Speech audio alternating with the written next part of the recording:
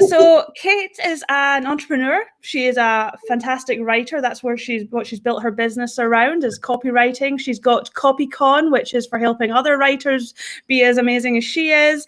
She's got the Clever Copywriting School. She's a speaker, author, coach, but most importantly, she is a master hula hooper. Thank you so much for joining me, Kate. How are you? Well, yeah, I've got a nice little touch of bronchitis. I hasten to add, it's not COVID. You're okay watching this stream. I'm not contagious. But yeah, in lockdown, school holidays. So, loving life. But otherwise, I'm good. Thank you for that lovely intro. That's kind of the world we live in just now, where you're scared to cough or sneeze just in case. I know. I sneezed in Coles about 2 weeks ago, and I felt like everyone turned around and looked at me, So, yeah. Definitely where we're at. You're over in Melbourne, is it Melbourne you're in? No, I'm just outside Sydney, about an hour from Sydney on the Central Coast, near Palm Beach, where they film Home and Away. First place I went to when I came to Australia. Really? Where's your accent from? Whereabouts in Scotland? Fort William in the Highlands, so near the Loch Ness Monster.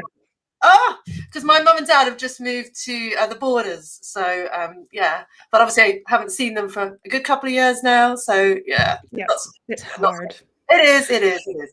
Anyway, that's so interesting. Everyone wants to talk to me about Outlander and Braveheart. They were filmed in my hometown, and the first thing I do when I come to Australia is catch a bus and go straight up to Palm Beach. Didn't even realise that you have winter in Australia. No one was filming and it was freezing, but I was still pretty happy with myself. I did the same thing.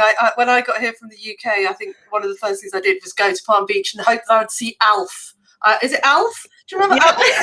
Still in it, but I really wanted to see him. I didn't see him, but there you go. And now I live near there, so I'm kind of living the dream to me. Oh, I'm in the poor bit though. I'm not in the posh bit, unfortunately. So yeah.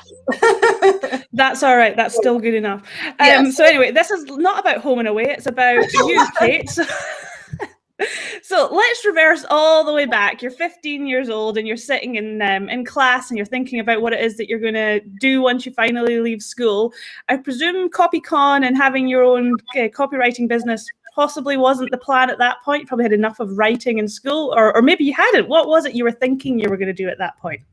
I think I've always really enjoyed writing, and I think I always, when I was younger, I wanted to be a teacher.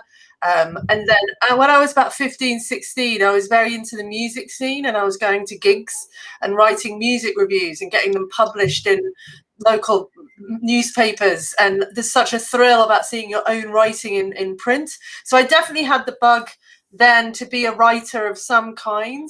And, then you lose your path. I went off to university, did a silly degree, and worked in events, worked in lots of different things, and then it's almost over a huge arc come back to being a writer and being a teacher, because most of what I do now, I don't really have clients anymore.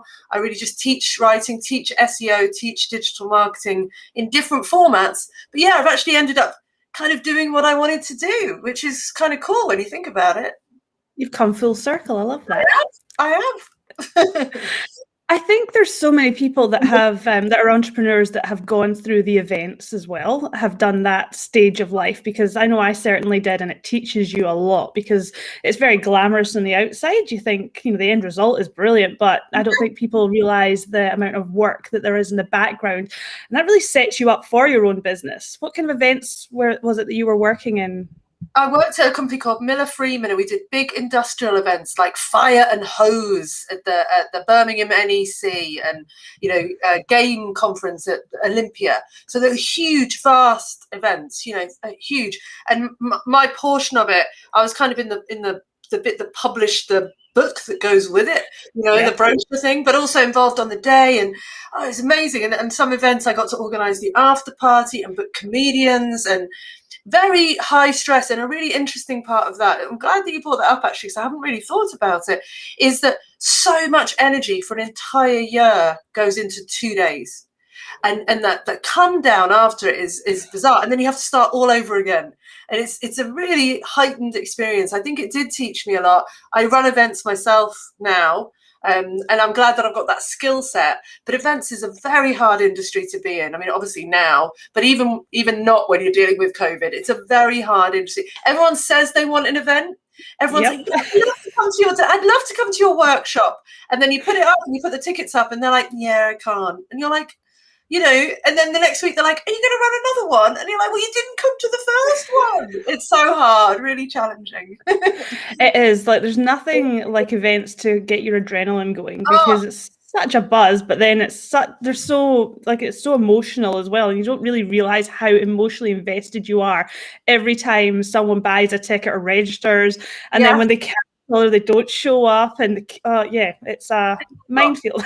It is. But all these experiences, as you say, feed into your business. Having been an events person, I've also been in publishing, which taught me a lot about proofreading and prints. This was in the old days before computers. I was an executive assistant to a bit of a knob, to be honest, but that taught me a lot about process and admin and calendar management. And then when I worked in advertising agencies, I was more in the production side, the producer, the project management. So that was just so good for learning to speak to clients, timelines, budgets, working with creative people. All of these things come to pass. And I think often when people start their own business, they kind of go, oh, I'll just ignore everything I've done before. But it makes you who you are. It makes you. I would have been terrible at running my own business at 25. I'm glad I waited till I was 35 to do it, because I needed that experience to get to that where I was, Completely. And I think that it's so underrated that people do like to try and draw a line in the sand. That was old corporate me. That was me when I worked for someone. This is my business. But it makes you who you are, or it's pushed you into why you're doing what you're doing as well, which I think is important. Absolutely. And I think it's a really important point to sit down, like you've just asked me, and go, what did you learn from that previous experience? Whether it's a skill or a character trait or a value that you've now bringing forth. Because you'll be surprised if you sit down and do that work at how much you've brought from that past career to the new career, I think. Yeah, completely agree with that. What made you decide that running your own business was the path you were going to take? Oh, I didn't decide. Did people decide? I didn't. I was working in advertising, and I'd been climbing the ladder for a long time. I'd been on the board at one agency, and at the agency I was on the path to being the general manager of that agency, and I hated it. I was over it. It's a hard life working in agencies. And I would cry on the bus every day, Megan, on the way down from Leichhardt to the CBD. And then I got pregnant, and I didn't think I was going to be able to get pregnant. We had a few issues. I got pregnant, and I was contracting at the time.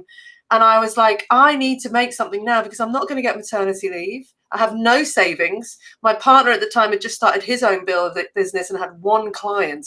And so I was like, I need to get sorted pretty quick. So I, jumped ship at 5 months pregnant, set up a very basic website, and just started doing anything and everything. Bootstrapping at its extreme. There were no angel investors. There was no business plan. There was no 3 months of savings in the bank while I worked out what I was doing. There was no partner bankrolling me in any way, or even supporting me. In fact, I was still the breadwinner throughout all of that. It was hideous. It's not glamorous in any way. Like, it was not fun. It was crap. But it's real. And I think that we gloss over that so much. This is why this is such a refreshing conversation to have, where when you talk to someone, it's, it was planned. I had my savings, I had this conversation, when really most times you're just like thrown into the thick of it. Like I was meant to be going back home to get married, and then coming back, I had given up my job and was like, oh, COVID started, my wedding's just been cancelled, and unemployed, and I've got a business now. It's the best way though. I think it's, it's like people say, when's the best time to have a child? There's never a good time to have a child. You'll never be prepared. You've never got enough money. Yeah, and even if you do prepare, you can't prepare for everything. You can't eliminate every issue or mitigate every risk. Part of learning how to have a business is having a business and going through it. You can do all the courses, read all the books, go and do a business studies degree, but really you don't really learn until you're in the gladiatorial pit, battling it out with the other gladiators in your actual business. So I would never have taken the plunge. The situation made me take the plunge. I'm glad I did.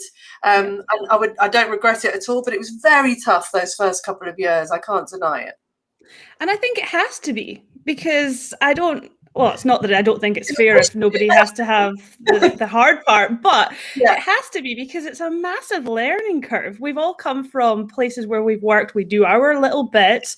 If you worked in a not-for-profit or small business, maybe you were across a few more things, but generally speaking, we've got our own little area and we deal with that. You go into a business, the next thing you're doing banking and you're doing marketing and you're doing absolutely everything in a business, bits that you didn't even realize happened anywhere you've worked before. Yeah, this is it. And you have to, the people who succeed, I heard a stat, my friend Russell was on a show yesterday, he said something like 294,000 businesses closed down last year. Now, I could have got that wrong. But, I see, because I have a lot of people coming through my memberships, that, a huge percentage of businesses don't last the first year or the second year. And I think it's because it only suits a certain type of person who is able to self-motivate, who's able to get up each day in the face of complete abject failure and do it all again, who's able to learn like a child and do things that are not in their comfort zone and do an okay job of them, and then quickly learn as quickly as possible which bits they can give to other people. And then just the simple effort of coming in every day to your desk and deciding what you have to do is not to be underestimated, because you could do anything. You could do nothing. You could go and watch Netflix and put some washing on. So the simple act of sitting down at your desk each day, I think people underestimate what a skill that is and how much we should pat ourselves on the back for doing that. It's a big deal. Yeah, that's a really good point, because you see a lot of people saying, oh, just give away everything. It doesn't matter. Give away all your ideas. People won't take it. If they want to use their service, they'll come and do it anyway. And I'm a firm believer in that, because the majority of people that want to go and look at all your free content and find out how you do absolutely everything you do, that's all they'll do. They won't do anything with it. It's the same with strategies. You can tell people all your best strategies and your best ideas, but how many people will actually take the effort to go and implement them? And I think that is a massive distinction between people who are quite happy to turn up, do what they have to, and they've got KPIs, they've got boards to respond to, etc., and having to, you are that person. Like, if I don't meet my KPIs, am I really going to punish myself? Oh, yeah. You have to punish yourself. But I think that's a really interesting one, the concept of free and what you give away. I mean, hopefully, I think that comes with time and confidence, because when you start out, you do fear that you will give it all away and you haven't got enough within you. But then as you get more confident, you realize that your knowledge is infinite. And even the most basic tip that you hand out is to somebody else genius, Yeah. But I also think it's very hard when you're starting out, because, if, say, for example, like me, I'm a copywriter and I want to give away a free lead magnet that tells you this, that, and the other. I'm up against people like HubSpot and Joanna Weeb and Toon, who have enough money and business that they can give away loads for free. But I can't give away loads for free because I'm just starting out. It's really, really challenging, that balance between free and infinite, and people taking your ideas and people using your services is hard. And I think that comes with time and confidence, because you can feel like you're being taken advantage of, and you do have to have quite strict boundaries, I think. Free is good, but only this much free, Yes. Yes. But it also takes the right person to know what to do with that free information you've given them. Oh, God, yeah. Most people have no clue. I mean, I used to have a folder on my desktop where I downloaded all the downloadables, and they would get bigger and bigger, and then I'd look at the folder and it'd make me feel depressed, so I'd delete it, and then I'd create a new folder and start doing it again. And now I don't download anybody's stuff, ever. Any ebook, checklist, whatever, because I will not implement. And it's all about implementing. If everyone just stopped downloading stuff and spent the next 6 months implementing what they already have, they'd see some progress. But we just always think that this checklist is going to be the one that changed your life. But it doesn't. That's hilarious. That must be part of the process, because I have a folder very similar to that as well, that I've never opened. Well, I give you permission, Megan, to delete it today. There you go. Okay, if I do one thing today, it is going to be that. Yeah, great. Tell me a little bit about Copycon and how that came about. Oh gosh, well, we're back to events. So I've got 3 businesses really. I've got the Clever Copywriting School, which is all about copywriters. The Recipe for SEO Success, which is all about SEO and Google. And then Toon, which is kind of the brand I'm trying to, that's me, by the way, the personal brand I'm trying to build. Clever Copywriting School basically started out of me launching myself as a copywriter, 5 months pregnant, completely oblivious to the fact that there were only other copywriters out there, and then realizing about a year and a half in that there were thousands, and also realizing, as you rightly pointed out, I had no idea what I was doing. I didn't know how to price, I didn't know how to market. What do I do if a client doesn't pay on time? I had no business processes. And so what I wanted, I had great creative from working at Ogilvy. I could do a killer brief, I could write great copy, but the business side of it, meh. So I started a little group on Google Plus, and I went on Twitter and invited 20 copywriters who I'd been following, about 30 actually, but only about 20 said yes. And we became this little community for about 2 years. And lots of those copywriters you'll know now as quite well successful copywriters, but we were all brand new then. And then this is a bit waffly, I will get to it. Then I turned that into a paid community in about 2017. And then I turned that into a membership with a directory and a shop and all these other things, very iteratively, very slowly. And then we'd been going for about 2 years with the community. And I said, why don't we all we were doing like drinks and stuff. I said, why don't we all get together? And I was like, and then 100 people said yes, and they came, and that was the first Copycon, and it was a disaster. It was rubbish. There were pillars in the room, no one could see anything. The room could only fit 60 people, but I had 100 people in it. People were sitting on each other's laps. But then I've run it 2 more times since in Sydney, and then amazingly, my favorite one was at Melbourne Arts Centre, which is an amazing building with the big Eiffel Tower on the top in Melbourne. And that was amazing. We had nearly 200 people there. It was like an Ed Sheeran concert. It was like just atmosphere. It was fantastic. And we had a Star Wars party after it. And then I was supposed to be running it last year, COVID. I was supposed to be running it this year. And then it didn't get cancelled because of COVID. The venue at the last minute said, oh, we're going to do refurbishments and we can't do your conference. And I took that as a sign from the gods that I was insane to try and run an event in this climate. So now the next one is going to be in October 2022. But all the same challenges with the event. You know, everyone says they want to come. Do they come? Getting sponsors. It's very expensive to run an event. There's not much margin in events. So it's a nice thing to do. It doesn't make money in and of itself, but it is a great way of keeping the community together and having a laugh. Do you know what I mean? Having a really great big party for a couple of days and learning a few things. So I do enjoy it, but I'm glad it's once a year. That's amazing. I love that. I think, you know, I'm not a copywriter, so I'm not running, and I'm definitely not a copywriter. My mum, probably if she's listening, she'll be like, yeah, you're not a copywriter, Megan. But you know, what I do think is really important about that is how, when you started, you know, getting that group of 20 or 30 people together that do the exact same thing as you is so important, because nobody else really understands what is going on other than people that are in the same situation as you know, starting out. It might be that, you know, everyone's a copywriter or everyone's a coach or whatever it is, but it's the fact that everyone's at the same stage and starting out. That's invaluable. And I think we shy away from that because we don't want to tell people, oh, we haven't quite got our first 5,000 or 10,000 month yet. Yeah. So we're, you know, but really we need to be able to get to those levels. We need to work with people and find out what is working for them or not working for them, so we can shortcut that success. Yeah, I mean, look, you know, when I started out, it's 12, 13 years ago now, there weren't masterminds and memberships and retreats, and that whole culture that exists now just did not exist. So I had to make my own. And I've never been, I was briefly a member of Susie Daphnis's membership, but I didn't really take advantage of it. I think a lot of people join memberships and don't use them. But I've never been in a mastermind. I've never had a business coach. I've never joined a membership. I've never done a course. I've never read a business book, which is quite shocking, I know. And I've always kind of just relied on my peers, you know, like, ask a friend, you know, dial a friend. That's been my approach, and making little groups of like-minded people, whether it's a group of copywriters when I needed help with that.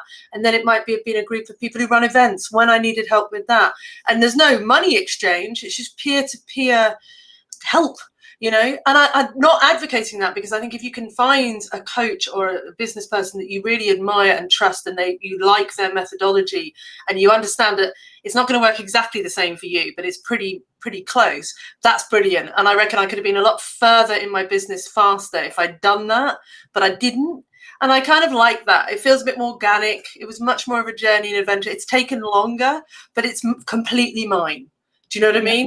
And I'm a bit funny about that. Like, I would hate anybody else to go, yes, I was Kate Toon's coach and I'm the reason I would hate that.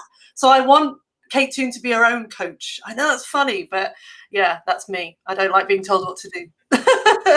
You and I are very similar. You're like telling a lot. I'm much further behind, but I feel like I'm going in the right direction from what you're saying, because I very much have always started little groups of people and kind of make them, because I always find people that are in the same situation. I started my first business when I was 22. I'd left university, going back to Fort William, and Fort William's a small town, and there was not much there, and I wanted to get into events, and again, there wasn't enough room for me there. So I made room, and I had gone to the Rotary Club and the Chamber of Commerce there to kind of be like, oh, this is my business community because I'm starting a business. And I basically got the door sort of shut on me and told, like, well, you come back to us when you have a business type thing. Yeah. So I set up, it was a ladies business networking group, and there was maybe only about 20 of us, and we got quite successful. And the next thing, we all started getting invited to these things, and our services were being used by these same men that were like, okay, little girl, so satisfying. That's so satisfying. Yeah. You did that at 22? Yes. I was an idiot at 22. I was just out of university. I don't know what I was doing. So to have that wherewithal at 22 is very impressive to me. I don't think I became any kind of business person until I was about 36, 37. So you were fast tracking. That's very impressive. But it went downhill after that, because I jumped on a plane to Australia, and I had 5 years of just great fun before I started this business again. We all did that. I did that too. But there's also something deliciously satisfying. They say the best form of revenge is success. And I had that a lot when I started in SEO, which was about, 12 years ago. And I was going into these communities, and it was all blokes, and I was learning. And so I'm like, well, this is a community, I'm going to ask questions. But every time I asked the question, people were like, you don't know that, and you call yourself an SEO. And it was awful, really. But I was like, it's like the way men won't ask for directions, it's like, because they need to be seen to know everything. And I'm like, I'm open about the fact that I don't know everything. Even now, I don't know everything about SEO. And then all of them were also like, you can't do a course on SEO. It changes all the time, blah, blah, blah. And then obviously now my course is like hugely successful, and loads of them have now launched courses. And it is so satisfying, isn't it? I know it's awful and a bit petty, but it's so satisfying when you prove people wrong and go, you didn't want me, but now you want me. Well, let me just think about that. Maybe I'll come to your event. Maybe I won't. I'm not sure. Well, yeah. I mean, if it's a motivator, it's a strong one, because it definitely did something for me. Because you're sitting at home, and it's the same with like when you sell one of your courses. I've got a LinkedIn course, and every time one goes, it sells, and there's low ticket value, but I still give you a little happy dance. The PayPal ping, I call it, the PayPal ping. I remember once. This is terrible, bad. I'm going off on a sidetrack, but I've got notifications set up on my phone, or I used to. And I remember I was doing the garden or something, and I'd put my phone in my bra, which is a terrible thing. Don't do that. It's not good. And every time I was selling something, and I kept on getting this ping again and again. And I was like, this PayPal ping is amazing. I was doing the garden, and I'm just making money while I'm doing the garden. I mean, really. I'd spend hours and hours making the blooming thing, promoting the thing. But there's a disconnect, isn't there? You forget that. You forget the hours you do, and you just see it as more new money. Oh, I just made this money. You forget that you put all that time in back then. But it's great. That kind of passive income is wonderful. And that's now my entire business. So as I said, I don't have any clients now. Everything's passive. And that has its pros and cons. But there's more pros than cons, I would say. Yeah. So it's interesting. Sorry, why did I start talking about my bra and PayPal? I am high on cold and flu tablets. I apologize. This is great. I'm going to make sure everyone's on cold and flu tablets, because this is what it's all about. I want to expose your personal brand, and this is what you are. This is you, Kate, because I think I look awful. I've got my makeup on. I'm ill, but I'm here. I guess that's the important thing. You don't look awful. Don't worry about that. But that is what's important, because we just focus so much on where we are right now and like the successes we have and like, you know, the PayPal ping and stuff. But we don't talk about how hard that was to get there, because I remember the first time and this will be probably very similar to you, the first time I launched the LinkedIn program, I was like, okay, crickets, nothing. Yeah. And then the second time, a few more, third time. And people don't think about that. They think, oh, I just need to launch it once and that's me. I'm out in the world and someone will just come to me. And it's so much hard work. I have to show up, and you do as well, have to show up every single day somewhere so that you're not forgotten. This is it. And it's the ability to hold on in the face of failure. I have a lovely woman who's in my membership who has a course as well. And the first round went really, really well, because obviously when you first launch a course, usually it's your closest people, your ex-clients, people who really like you. They're immediately going to sign up and support you. It's the second launch that's the killer, and the third, because then you've exhausted your immediate people, and now you're trying to find people who don't know you very well, and you're having to build up that trust and knowledge and all that kind of stuff. And you know, I've been saying to this person, because they're like, well, what I might do is I might change the formula, I might change the pricing, I might offer this as well. And I'm like, no, don't. Hold on. Yep. Hold on. Keep selling what you're selling until people understand that that's what you sell and that's who you are. Don't change the pricing and don't add any more bells and whistles. Just have faith that it will take off, because if people are constantly changing things and then you don't know what was the success, and you've got to sit in the discomfort of something not doing very well until it does. There's a great meme I saw online. I think it was on LinkedIn, and it was like someone had congratulated a business on their launch. Like, thank you for the launch. They're like, yeah, we're really pleased about it. We won't mention the 14 launches we did before that no one noticed. Do you know what I mean? And that's the truth of it. It's the swan gliding down the river, looking like everything's smooth, but underneath the water, the legs are going like that. So yeah, I think it's that ability to just keep on going and go. I have a bit of faith in yourself and a bit of faith in the thing that you've made. Like, I know this is good. I just have to get other people to understand that it's good. And that's going to take a bit of time. You know, it's one thing I've realized is it's as hard to sell a $15 template or a $40 course as it is to sell a $2,000 course. And it's not about what's in it necessarily. People don't necessarily buy the course because of the contents or the bonuses or whatever. They buy it because of you. Yep. You know, we're talking about personal branding today. There's a million people now who have SEO courses. As I said, 5 years ago, no one did. Now everyone has an SEO course. And that could be intimidating, but because I'm like, well, maybe I should add another module or another thing. But really, people are buying that course because of me, and not because of the inclusions. And when you realize that, that's both glorious and terrifying at the same time. No, I think, yeah, like, you're doing my job for me. I think personal branding is like the most important thing you can invest in, because, you know, if you work somewhere, it's always about, let's get the company's brand out there. You know, you work for Coca-Cola. Well, everyone knows Coca-Cola's brand, but what happens when you leave? You know, if you're not consciously building your personal brand, building your networks digitally and in person, what happens when you leave? Like, you no longer can hang on Coca-Cola, which was a great brand to be a part of. You go and start your own thing, it doesn't exist. Whereas if you already exist within a group of people, and it's not about being internet famous. Like, I think so many people think what I'm trying to do is make them all Kardashians and get lots of likes on Instagram. I want to be no, I'm joking. No, it isn't at all. I mean, even to this day, I don't have a huge following on Instagram. My Instagram is appalling as well, because I'm not very good at doing pretty Instagram. My Instagram is kind of like a picture of my dog for no reason, because I like my dog. It's exactly that. It's not about being famous. It's about that know, like, and trust factor. And you don't need to have hundreds of thousands of followers. You just need to have a good connection with the followers you have. So I've got members of my Clever Copywriting community who've been there for 6 years. They've also bought the SEO course. They've joined my other membership. They bought every template. And literally, it's at the point now where if I made something new, I have a ready-made audience from it. So I don't need lots of new people because I work on the relationships with the people I have. But I think people really misunderstand personal branding and think it's about blowing confetti and having pictures of them laughing, eating salad on Instagram. And it's not about that at all. I guess we're going to talk about that now. What is personal branding? It's a challenge, isn't it? People don't get it. Oh yeah, but it's completely different to everyone because you can't dispute that someone who's famous has got a strong personal brand, but they do. But the platform they have is completely different. If they're on television and movies, on radio, etc., they've obviously got a head start. They've got a bigger audience to pull from in the first place. So when they go and do something else on their own, it's ready made.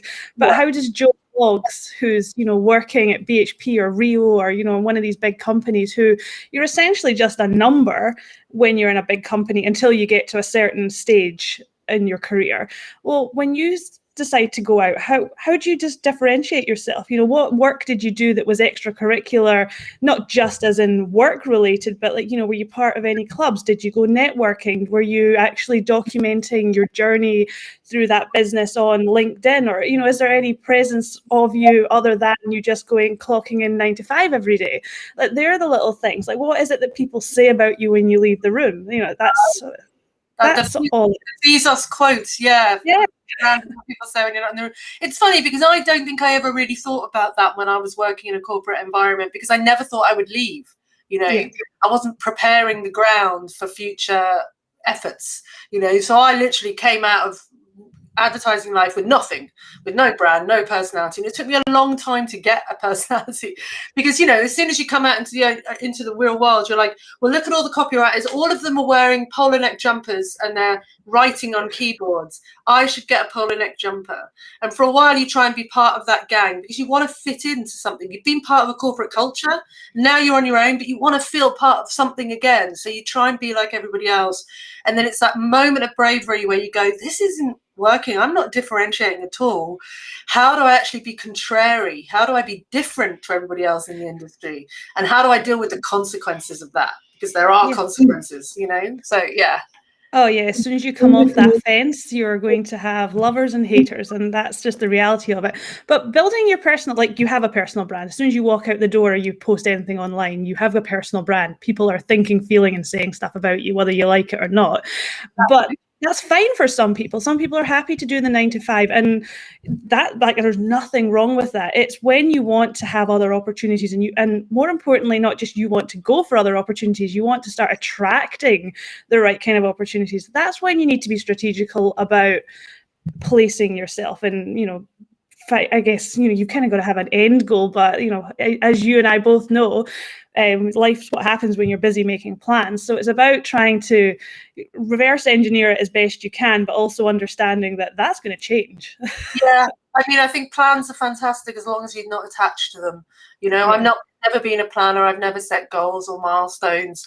But I think, again, that comes with age, that comes with time, that confidence to be truly yourself, whether you're in a corporate environment or on your own, to just embrace yourself and all your flaws and quirks and oddities, your sense of humor, your political views, your religious views, all of it, and to be open about that wherever you are.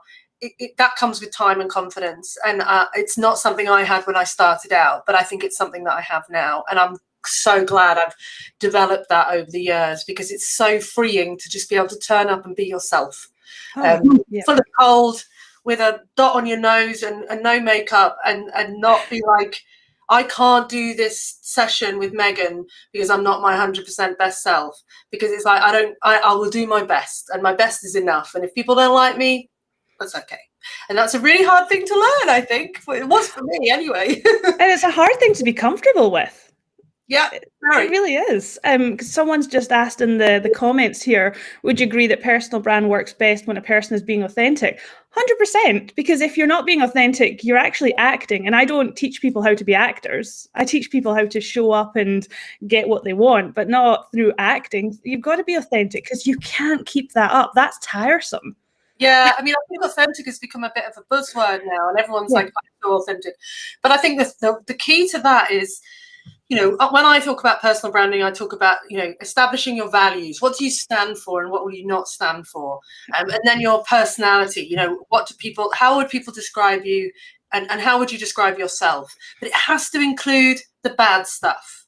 Yeah, it can't just be the good stuff, because if it's just the good stuff, it's not authentic. So, for example, I'm a bit of a scruffy beast. And I tried. I remember I'm a big fan of Denise Duffield Thomas. I haven't done her stuff, but I love the way she presents herself. You know, she looks fantastic all the time.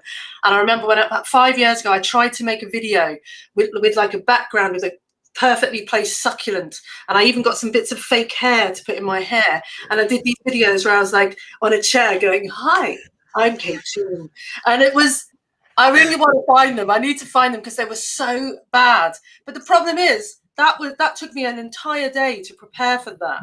And I don't have that kind of time. I'm not rich enough. I need to be able to turn up and do a Facebook Live in my pajamas. I just did a coaching call for my recipe course last night in my pajamas, in bed, because I was poorly and I didn't want it to turn up. So I have to show the scruffiness. I'm also very sarcastic. I'm a little bit cynical, so I'm not very woo-woo. And I have to show that. Because if I started putting quotes up with mandalas on saying, live your best life, people would be like, what? You know? So I have to embrace the snark. And some people hate that about me. And I'm just not their cup of tea. And I know that. But the thing is, you've got to be your own cup of tea, haven't you? You've got to be your own cup of tea. Yeah, and I think as soon as you start putting people off you, you're actually clearing a way for the people that you are trying to attract. Preach! Yeah. Good marketing is as much about repelling as it is about attracting. And if you really are your authentic self with all your flaws, embarrassing bits, then people will like you so much harder. It's very hard to feel passionate and engaged with somebody who's vanilla, who's always kind of clean and perfect and never says anything odd and never makes you laugh and never makes you angry and never makes you sad. You're just indifferent, you know, they're just scroll on by. I've got an analogy for you, and you can have this as a hashtag, because it's my new hashtag that I'm going to use.